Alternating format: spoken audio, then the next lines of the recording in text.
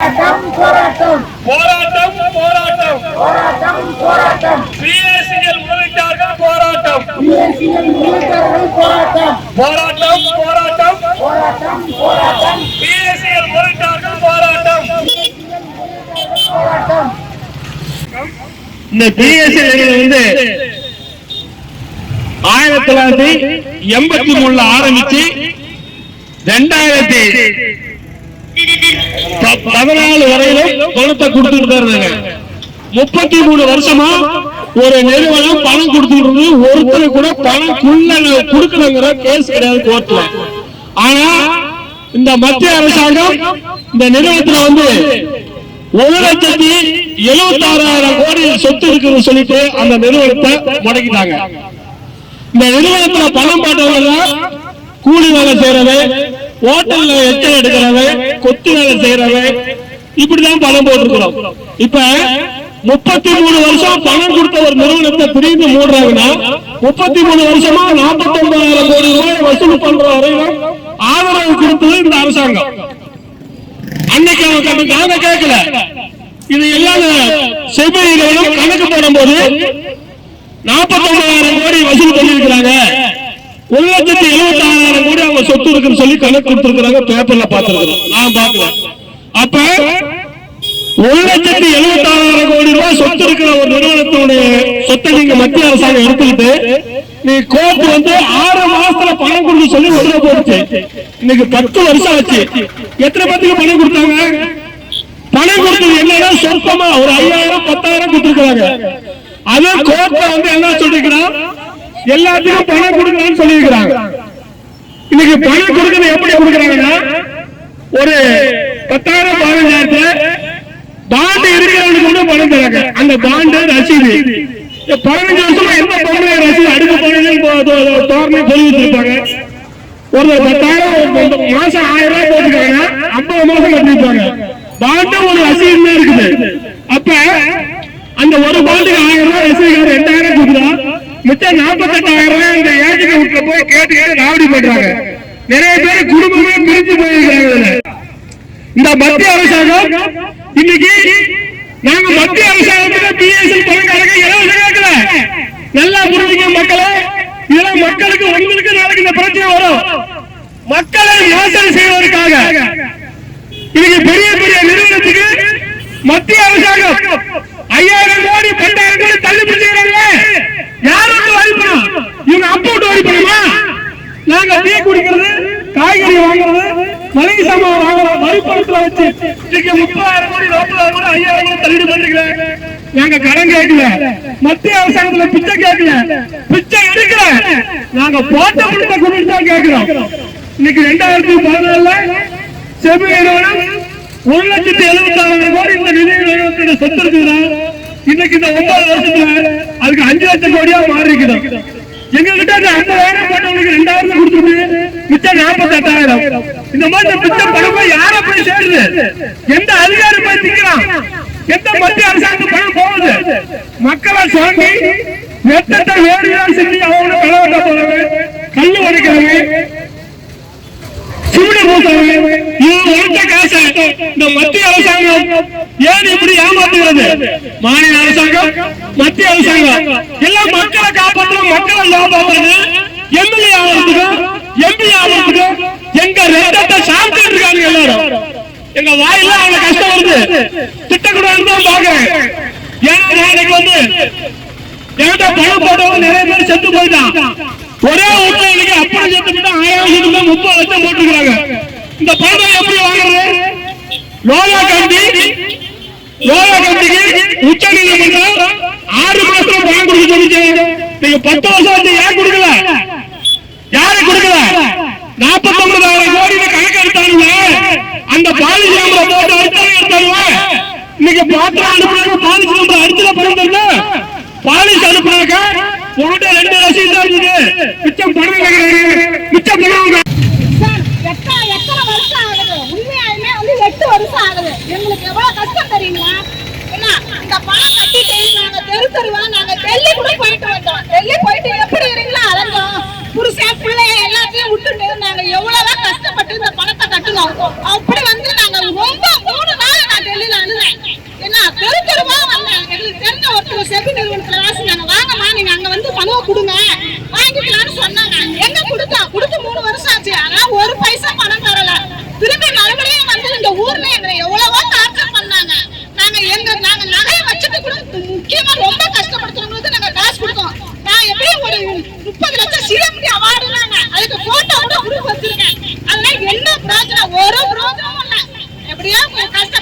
Policy பிடிங்க பிடிங்க அப்படின்னு ஈகரா அப்படியே ஆர்வப்படுத்தினாங்க.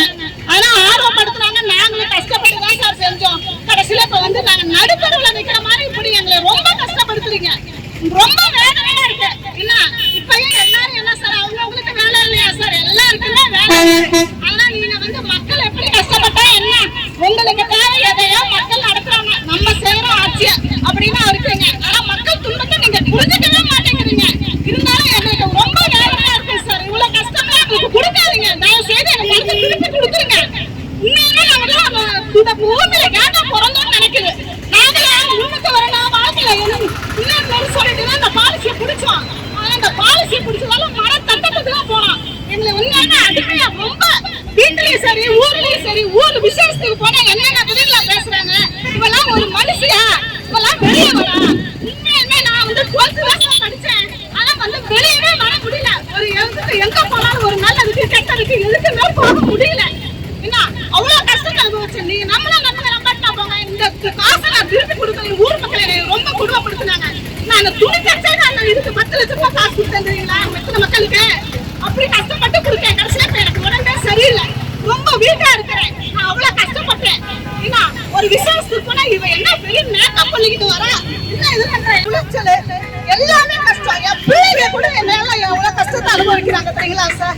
என் பிள்ளைங்க கிட்ட கூட உங்க அம்மா இப்படி செஞ்சா அப்படி செஞ்சா அதை பிடிச்சா இதை பிடிச்சாங்கிறாங்க.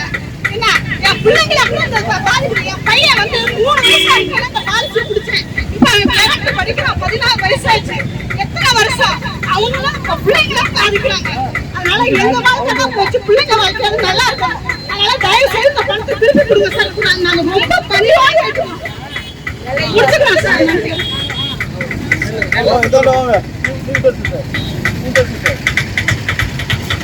அனைவருக்கும் வணக்கம். கிட்டத்தட்ட ஒரு 30 ஆண்டுகளாக நடைபெற்று இருந்த பிஎஸ்சி நிறுவனத்தை இந்த மத்திய அரசாங்கம் முடக்கி சிபிஐனுடைய கையில கொடுத்து சிபிஐயும் லோகா கமிட்டி அப்படிங்கிற ஒரு கமிட்டியை வந்து அமைச்சு அந்த கமிட்டி இப்ப 8 வருஷமா செயல்படாத கமிட்டியா இருக்குது. கிட்டத்தட்ட இந்த ஒரு கம்பெனி ஆக்ட்ல வந்து ஒரு மத்திய அரசினுடைய பொதுத்துறை நிறுவனமாக இருந்த இந்த பிஎஸ்சிஎல் கம்பெனியில இந்தியாவில் கிட்டத்தட்ட ஒரு 6 கோடி இன்வெஸ்டர் வந்து இந்த பிஎஸ்சிஎல் நிறுவனத்துல ஒரு 49,100 கோடி ரூபாய் வந்து பணத்தை போட்டுட்டு இன்னைக்கு பெரும் சிரமத்துக்கு உள்ளாகி இருக்கிறாங்க. நம்ம தமிழ்நாட்டுல வந்து 1 கோடி பேர் வந்து இதுல பணத்தை வந்து முதலீடு பண்ணிருக்கிறாங்க. கிட்டத்தட்ட நம்ம தமிழ்நாட்டுக்கு 10,000 கோடி ரூபாய் வந்து பணம் வரணும். இந்த நிறுவனம் வந்து நல்ல முறையில் செயல்பட்டு இருந்த நிறுவனம். கிட்டத்தட்ட இந்தியா முழுக்க 1.82 லட்சம் ஏக்கர் நிலத்தை வந்து வாங்கி குவிச்சிருக்கிறாங்க. அந்த அசைய சொத்துக்களை விற்று இந்த முதலீட்டாளர்கள் வந்து பணத்தை தரத்துக்கு இவ்வளவு சுணக்கம் வந்து இந்த மத்திய மாநில அரசுகள் வந்து சுணக்கம் காட்டி இருக்கிறாங்க. இது ரொம்ப வேதனைக்குரிய விஷயமா இருக்குது. கிட்டத்தட்ட 8 ஆண்டு காலமாக இதுல வந்து பணிபுரிஞ்ச லட்சக்கணக்கான முகவர்களும் கோடிக்கணக்கான இன்வெஸ்டரும் இதுல வந்து கஷ்டப்பட்டு இருக்கிறாங்க.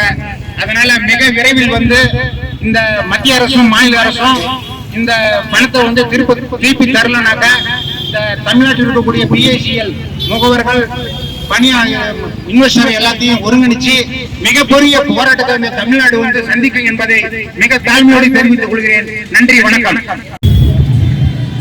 எங்க குடும்பத்துல நாங்க பின்னாடி ஆகும் அப்படின்னு சொல்லி எங்க அம்மா போட்டாங்க. அவங்க ஒரு நோயாளி தான். ஆனா அவங்க பணமே இன்னும் வரல. அவங்க இதை எதிர்பார்த்தாங்க. இது இருந்தா நம்மளுக்கு ஹாஸ்பிட்டல் செலவுக்கு ஆகும் அப்படின்னு பார்த்தாங்க. ஆனா இதை வந்து இவங்க இவ்வளவு நாளா 10 வருஷமா இவங்க வந்து இழுக்கடிச்சிட்டாங்க. தரல. நாங்களும் எவ்வளவோ போராடி பார்த்தோம், தரல. எங்க அம்மாவும் இறந்துட்டாங்க. இறந்து 6 மாசம் ஆச்சு. தண்ணி போட்டாங்க, அதுவும் வரல. அவங்களும் இறந்துட்டாங்க. இப்படி வந்து ஒரு பிள்ளைங்களுக்கு ஆகும், பின்னாடி நம்ம உடம்பு சரியில்லைனா படுக்க ஆகும் அப்படின்னு சொல்லிதான் எங்க சிறுவ சேர்ந்து நாங்க வந்து எங்க அம்மா எல்லாம் வச்சிருந்தாங்க. ஆனா வந்து இப்படி இவங்க பண்ணுவாங்கன்னு எங்களுக்கு தெரியல. இதை வந்து எப்படியாவது எங்களுக்கு இதை வந்து ஈடு கொடுங்க. யாருக்காகவும் நாங்க கேட்கல. நாங்க கடை வெட்டி போட்ட காசா நாங்க கேட்டோம்.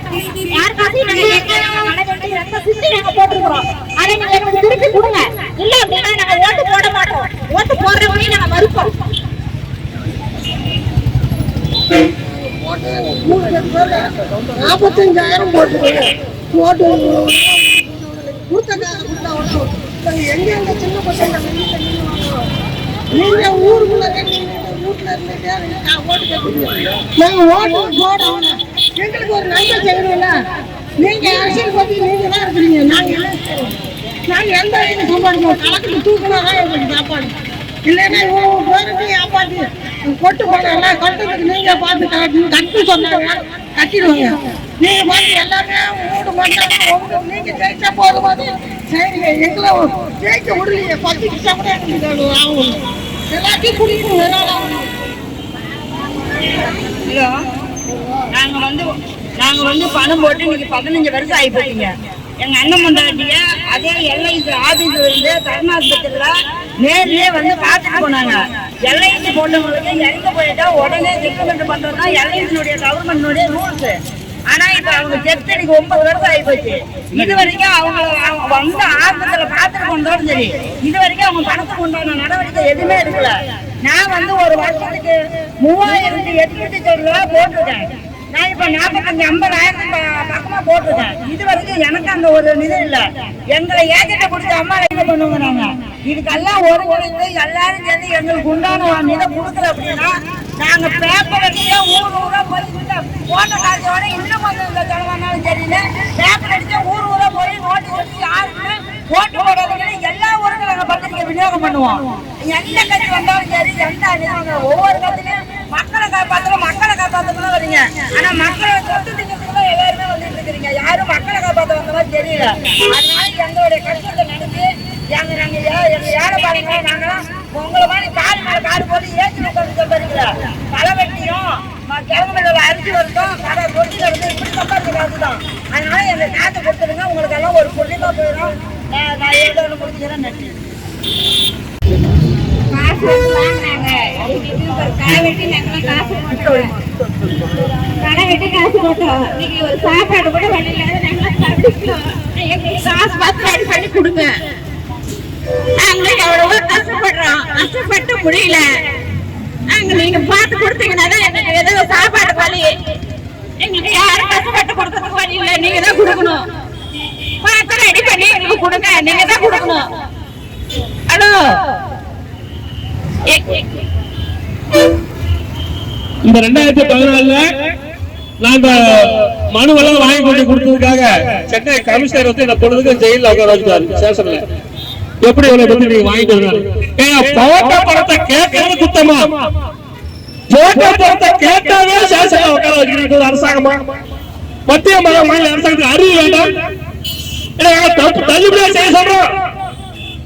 போட்ட பணத்தை நாங்க கேட்கிறோம் அப்படின்னு பார்த்தாங்க என்னை மிரட்டி. அதுக்கும் பொழுதுக்கு உட்காந்து நான் வந்துட்டேன். இப்ப இதுக்கு வந்து அவசரம் போறதில்ல. இந்த இளைஞ தேர்தலுக்கு முன்னால் பிஐசிஐ முதலீட்டாளர்களுக்கு பணம் கொடுக்கவில்லை என்றால் பிஐசிஐ முதலீட்டாளர்கள் ஒன்று திரண்டு ஊராக போய் மத்திய மாநில அரசுகள் வாக்களிக்காதீர்கள், சுயேட்சைகள் வாக்களிங்கள் என்று நாங்கள் போராட்டம் பண்ணுவோம் என்று இதன் மூலம் போராட்டமா வர ஏசில ஓட்டு போறீங்களா? போட மாட்டீங்களா? இந்த முன்ன சொல்லுங்க. நீங்க ஓட்டு போடுறதா அவங்க ஆட்சி ஆடுறாங்க. ஆட்சி ஆடுறவங்க சட்டம் எப்படி போச்சு நல்லா சொல்லுங்க. சுயேட்சையா நீங்க உங்களுக்கு மட்டும்தான் ஓட்டு போடுவோம். எங்க பணத்தை திருப்பி கொடுங்க அப்படின்னா உங்களுக்கு ஓட்டே போட மாட்டாங்க. தயவு செய்து எங்க உழைப்போட பணத்தை திருப்பி கொடுத்துருங்க. நீங்க நல்லா இருப்பீங்க, உங்க புள்ள குட்டி எல்லாம் நல்லா இருக்கும். எங்க பிள்ளைங்க, என் புள்ள பிள்ளைங்க நான் நல்லா கஷ்டப்பட்டு தூக்கி களை வெட்டி